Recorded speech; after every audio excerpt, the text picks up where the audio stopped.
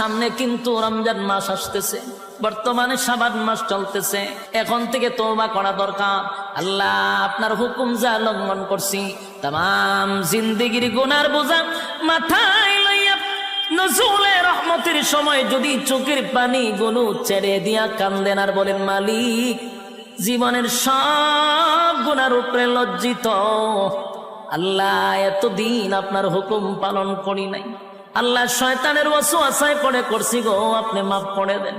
চোখের পানিগুলো ছেড়ে দিয়া যদি আল্লাহর দরবারে আপনি দরখাস্ত করেন, আমার আল্লাহ বলেন, বান্দারে যৌবন কালে যদি একবার ডাক দেস, আমি 70 বার বান্দা তোর ডাকে জবাব দিই।